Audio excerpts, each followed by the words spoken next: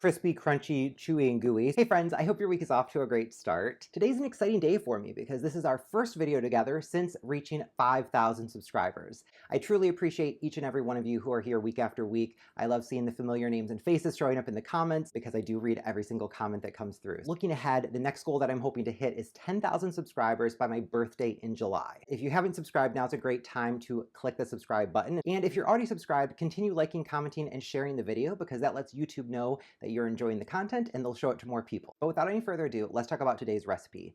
Several of you have asked for me to try something from Cupcake Jemma, so that's what we're going to try out today. I'm going to do her copycat recipe for the Levain cookie. So before I can make the cookie and taste it, I really need to know what the original is like. So I'm going to take all of you with me to Levain. We'll buy some cookies, look at them, taste them together, and then we'll come back home and try it out. So let's get headed over to the bakery. Levain Bakery has a really cool history. It was founded in 1995 by two friends who were competitive triathletes.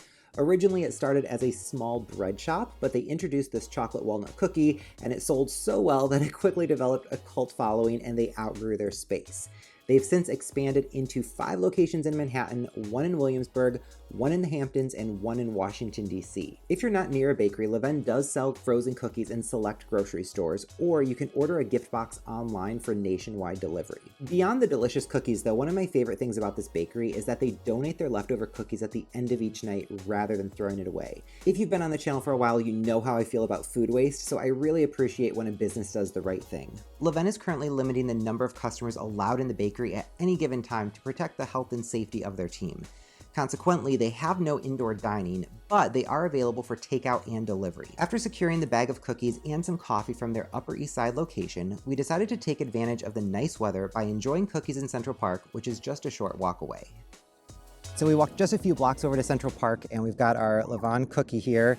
So you can see it's got a really domed surface, nice and golden on the bottom as well as the top of the cookie. And let's see how this breaks open. So a little bit gooey in the center.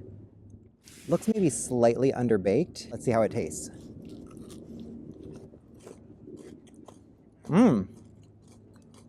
Super crispy on the outside. The walnut flavor is coming through well. And just the right amount of gooey in the center. So this is super good. So let's head home and try to make these for ourselves. I hope you all had fun on the field trip to Levain in Central Park to try out the original chocolate walnut cookie. Now we're ready to attempt Cupcake Jemma's copycat version of that. So to get started here, I've got some walnuts, which I've toasted for about 5 minutes. So they're slightly warm. And the reason that we've toasted these is we need to get the skins off of them so that they don't taste bitter. So I'm going to scrape this onto a tea towel. And then all we need to do is rub the nuts between the towel while warm, and the skins should come right off. Ooh, look at that. This is working so well. So you can see this has the skin completely removed, whereas this one is still intact. So let's keep rubbing. If you don't have a tea towel, anything that has a low pile would be fine. You want something that has a little bit of texture to it to help kind of pull the skin off the nuts. So like an old t-shirt would be fine, maybe a microfiber cloth, something like that. I wouldn't use a fluffy bath towel or a normal like kitchen towel that's super absorbent. And I think that's about as good as I'm going to be able to get it here. Some of them do have a little bit of skin stuck to some of the really deeper crevices. However, I don't think that should be too much of a problem since we've gotten like 95% of the skins off. Now that most of the skins are off, I'm just going to go ahead and break up any of these pieces that are quite large, just so they're slightly more manageable. So these are looking great. We can set them aside and move on to the rest of the ingredients. For the dry ingredients, I had to do a little bit of math because Cupcake Jemma wanted us to use self-rising flour and all-purpose flour. However, I don't buy self-rising flour because you can make it yourself. So I've already done the calculations and I'll include the ingredient quantities for what I'm doing on the screen. If you do use self-rising flour, in the description box will be Cupcake Jemma's recipe, which includes self-rising and a piece. Here in my bowl, I've got all the all-purpose flour. To that, I'm adding loads of baking powder, which kind of makes me nervous because baking powder is what gives you a cakey cookie, and the Levain cookie was not cakey whatsoever. However, since we are slightly underbaking the cookie, I think that underbaking might slightly offset the puff that we get from baking powder. Additionally, I'm adding in kosher salt and last some baking soda. And then we're just going to whisk this together to get everything evenly incorporated. With this evenly incorporated, we can move on to the butter and sugar. This cookie recipe is unique because we're not using room temperature butter. Traditionally, we would have room temp butter, we'd cream that with the sugars, get everything really aerated and smooth. However, here we've got cold butter directly from the fridge, so I'm squeezing this and it does absolutely nothing. So I've got them cut into about half tablespoon size pieces. Do want to call out that if you're in the US, It's 2 sticks plus a little bit more. We need a total of 230 grams. 2 sticks is 226. So it's about a third of an extra tablespoon of butter that you're gonna need to add in. And then we've got equal amounts of granulated sugar. The recipe does call for caster sugar. However, in the US, caster sugar is quite hard to find unless you're at a specialty bake shop. Granulated sugar, about the same thing, it's just a slightly coarser texture. And then light brown sugar. Another deviation from the typical cookie recipe, I am not using my scraper beater. This is the regular paddle attachment. Because everything in here is hard, we're not doing any creaming. We're trying to beat the butter up. So a hard paddle will beat the butter better. And we're gonna go over low speed for just about 30, 45 seconds, just to kind of get things broken apart.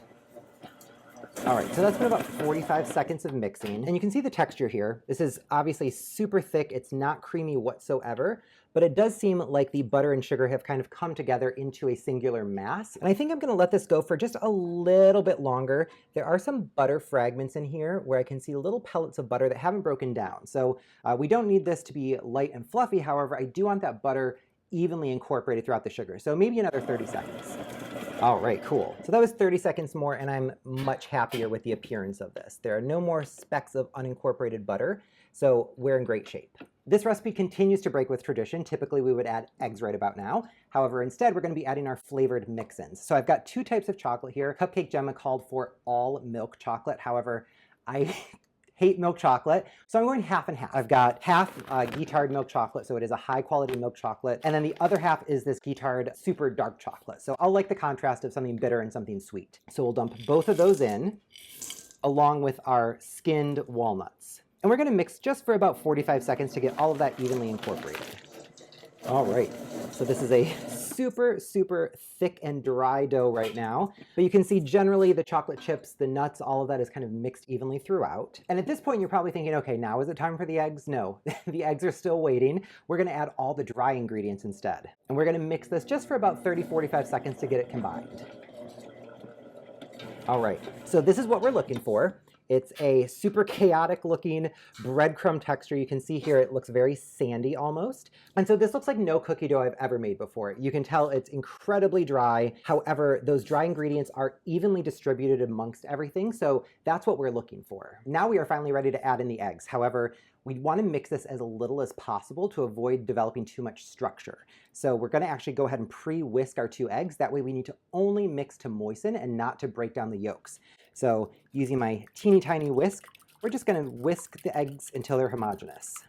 So we'll dump the eggs in there. And we're going to mix this over medium speed just for about 30 to 45 seconds to get those eggs incorporated. So that was 30 seconds. And so you can tell the texture here is really dry and crumbly. However, this is exactly what we're after because even though it's dry, we can squeeze it and it'll hold some shape. So this is exactly what we're after. Now we're ready to portion the cookies, and I'm gonna be using my kitchen scale because we want these to be 125 grams. That should be around a half cup of dough. So these are absolutely massive cookies. So I'm gonna grab a big handful here just off the top and kind of loosely squeeze it together. I'm not like really going to town on it, just pressing enough to stick everything together. Let's see how that is. That's 108. Wow. There's some serious cookies. Okay, so that's 125. So this is what the cookies look like. That's quite large. And I'm just going to set the balls down on a tray, and we're going to put these in the freezer so you can put them as close together as you want to. As a frame of reference, in case you don't have a kitchen scale and don't want to buy one, the cookie dough balls are about the size of a tennis ball. And if you don't know what a tennis ball looks like, this recipe should yield 12 to 13 cookies. So just divide your dough evenly into 12 or 13 pieces and you'll be good to go. So I got 13 cookies exactly with 0 leftovers in my bowl. I love when a recipe yield works out well. Now I'm gonna pop this into the freezer for 90 minutes and we're gonna bake these directly from frozen. So our cookie dough was in the freezer for a full 90 minutes. And in the meantime, I preheated the oven with this baking tray inside. The preheated tray is gonna help the bottoms of the cookies get nice and crispy like the Levain cookies. I'm only gonna bake 6 cookies. I'm gonna store the rest in the freezer for cookie emergencies. So I'll just transfer these over onto my parchment paper. And these are gonna spread a little bit, so you wanna leave a little bit of space between them. So I'm gonna pop this back into the oven on the center rack and we're gonna bake for 17 minutes. So the outside should be nice and golden brown and the inside will still be a little bit gooey. Our cookies baked for a total of 19 minutes. I let them cool on the pan for 5 and this is the end result. So you can see the surface of the cookie is a nice light golden brown. The profile is still quite tall. These didn't settle and spread out too much. And then the bottom is a deep golden brown. So overall, I'm quite happy with how these look. I did expect them to settle down and spread out just a bit more. They're quite domed and bulbous, but regardless, I'm super eager to see how these taste, so let's give it a break and see. Oh wow, these are really gooey inside. Oh my goodness. Wow. Okay, so it looks a little bit cookie dough adjacent, similar to the original cookie. Let's see how it tastes. Mmm. Walnut flavor coming through. The texture here is great. Very crispy, crunchy, chewy, and gooey. So it's kind of doing all the same things the Levain cookie did. The bottom is possibly slightly overbaked. That could be due to the conversion from a fan to no fan oven because the temperature is higher. From a flavor point of view, the Cupcake Jemma version of the Levain cookie is probably a 9 out of 10. It is super close to the original. From an appearance standpoint, slightly lower marks, maybe an 8 out of 10, but you can see both are golden brown on the top, both are very lumpy, both have a very tall side profile. So that's very close. I think the color difference here is largely driven by a convection oven versus a standard oven, / a crappy apartment oven versus a commercial oven. But regardless, I think both look very similar. And then looking at the cross section, you can see this one looks very gooey and doughy in the center, whereas this one is a little bit more baked on the top and a little more gooey on the bottom. So it's just slightly less even, but overall they're definitely siblings with each other, not necessarily twins, but siblings. So very happy with this Levain copycat recipe from Cupcake Jemma. Thank you so much to everyone who requested this. Let me know in the comments down below what other Cupcake Jemma recipes you're interested in, because I'm always happy to try more. Hope you enjoyed this video. If you did, please be sure to give me a big thumbs up and click subscribe. Thank you so much for watching. I'll see you next week.